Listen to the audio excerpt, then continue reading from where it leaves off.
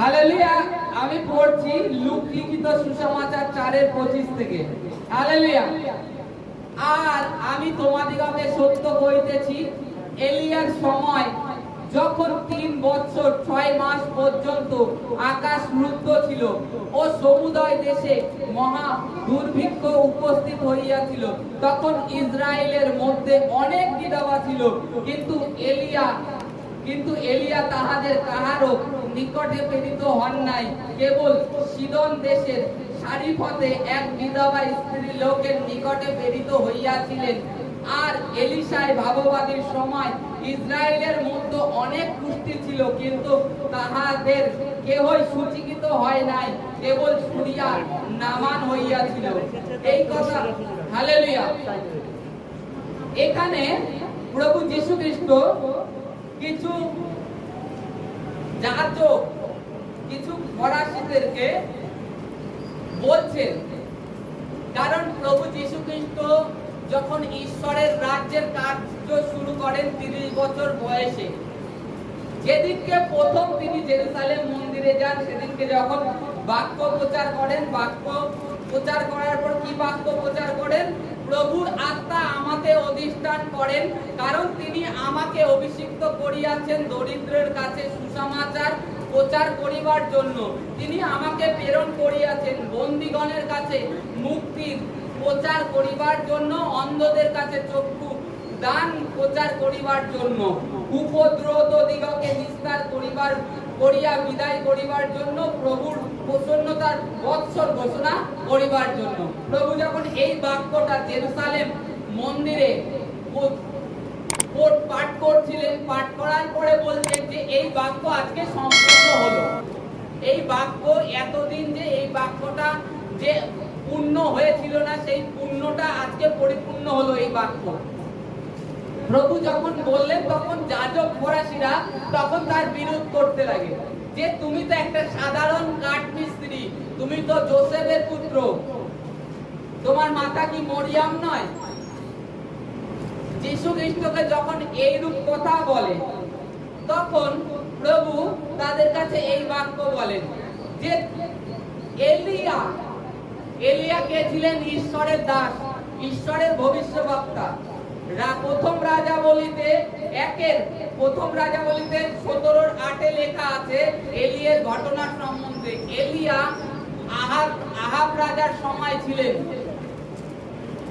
আহাব রাজার সময় এলিয়া বলেছিলেন 3.5 বছর বৃষ্টি হবে না, এই দেশে দুর্ভিক্ষ আসবে, আকাল আসবে, কারণ তোমরা ঈশ্বর সদাপ্রভুকে ত্যাগ করে তোমরা সকলে ঈশ্বর সদাপ্রভুর দিকে পিছন দেখিয়েছো, তোমরা পাথরের দিকে মন ফিরিয়েছো, তোমরা তোমাদের হস্তকৃত বস্তুর দিকে মন ফিরিয়েছো। এই কারণে ঈশ্বরের ক্রোধ তোমাদের উপরে আসবে।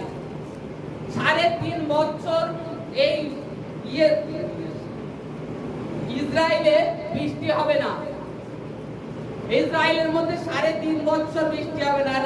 সাধারণত 3.5 বছর যদি বৃষ্টি না হয়, সেই দেশের হাল কি হতে পারে?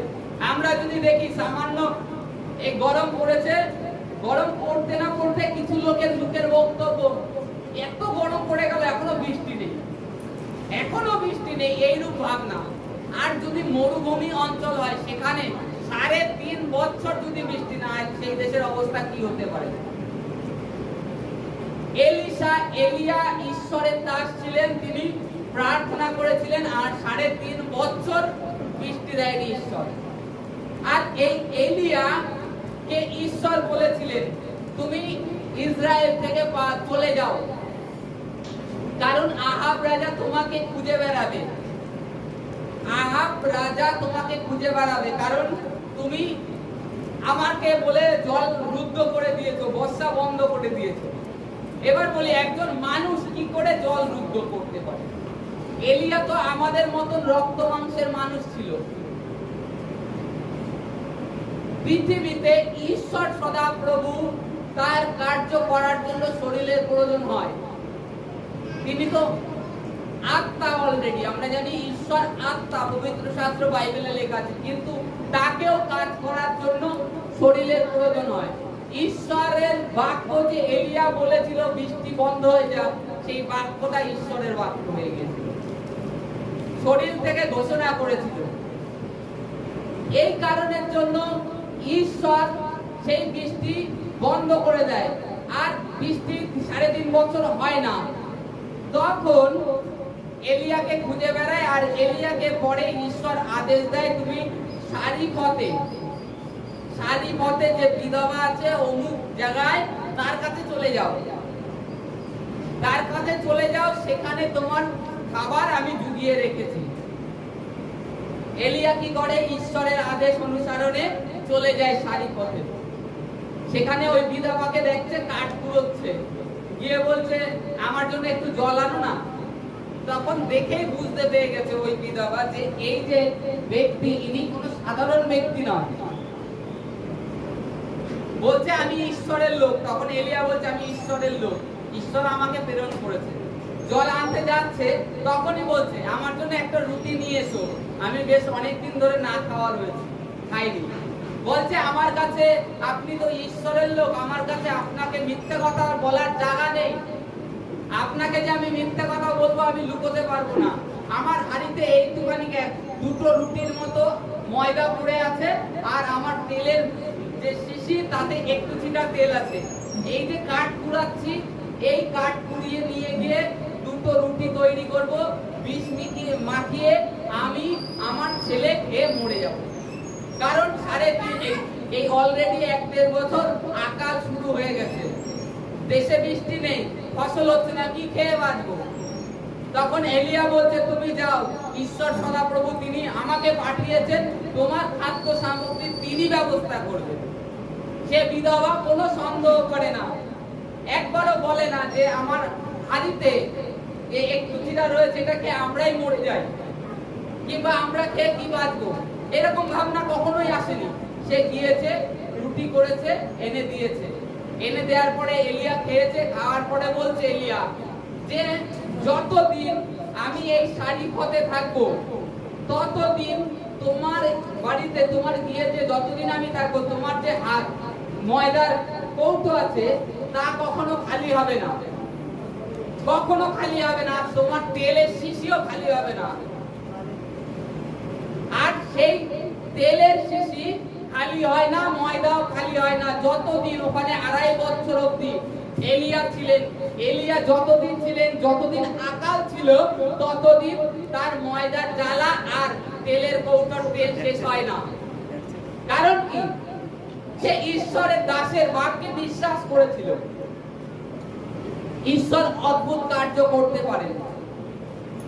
এই যে প্রভু যীশু খ্রিস্ট জেরুসালেম মন্দিরে গিয়ে বাক্য দিচ্ছিলেন, তখন কিছু যাজক ফরিসিরা বলছে চিকিৎসক আগে নিজেকে সুস্থ করুন, তুমি যা কফরনাউমে করেছো এখানে করে দেখাও।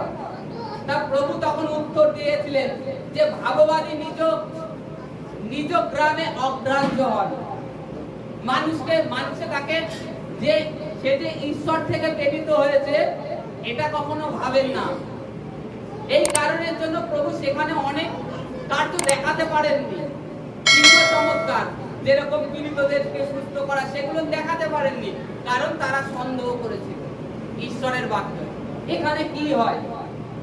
এই যে আজকে আমরা প্রত্যেকে সমবেত হই, অনেকে যখন আমরা নতুন আসি তখন ভাবি এতে কি কিডনি ভালো হতে পারে, এতে কি হার্ট ভালো হয়ে যেতে পারে। এটা যে সন্দেহ, এই সন্দেহের জন্য আমাদের জীবনে কার্য আমরা দেখতে পাই না। এখানে সেইটারই উদাহরণ প্রভু যীশু খ্রিস্ট দিচ্ছিলেন। কারণ ঈশ্বর কাকে কখন প্রেরণ করেন আর ঈশ্বর কার মধ্যে থেকে কখন কাজ করে কেউ জানে না। ঈশ্বরের আত্মা তিনি কখন কাজ করেন। তারপরে এখানে লেখা আছে ইসরায়েলের যখন ইসরায়েলের মধ্যে এখানে লেখা রয়েছে এলিশার ভাববাদীর সময়। প্রভু বলছে এলিশার ভাববাদীর সময় অনেক কুষ্ঠ রোগী ছিল দেশে। ইসরায়েলের মধ্যে কুষ্ঠ রোগীর অভাব ছিল না, আর সবথেকে মারাত্মক রোগ ছিল সেই সময়ের দিনে কুষ্ঠ রোগ। যা কাউ যদি কুষ্ঠ হতো তাকে গ্রাম থেকে বার করে দেওয়া হতো। কুষ্ঠ মানে খুব মারাত্মক ছোঁয়াচে রোগ, একে গ্রাম থেকে তাড়িয়ে দাও। প্রথমে 7 দিন যাজক তাকে বন্ধ করে রাখতো একটা ঘরের মধ্যে। 7 দিন কুষ্ঠ যদি বসে যেত তাহলে তাকে আরো 7 দিন রাখতো, রেখে দেখতো যে চামড়া আবার নতুন কচি চামড়া গজিয়েছে, তাহলে তাকে আবার ওই বলি যে নিয়ম বিধি ছিল তারপরে ছাড়তে হতো। সেই সময় প্রচুর কুষ্ঠ ছিল, কিন্তু এই এলিয়ার কাছে নামান এসে সুস্থ হলেন। সে একজন রাজার সেনাপতি ছিলেন, অনেক যুদ্ধে তিনি জয়ী করিয়েছিলেন। নামান যে সে অনেক যুদ্ধে জয়ী হয়েছিলেন। তাই এই যে নামান দূর দেশের থেকে এসেছিল, নামানই কেন সুস্থ হয়েছিল? ইসরায়েলের মধ্যে তো এত কুষ্ঠ ছিল, তারা কেন সুস্থ হয়নি? আজকে কিছু কিছু লোক প্রবাদ বাক্য তারা বলে যে পাস্টারের ঘরের লোক তো সুস্থ হচ্ছে না,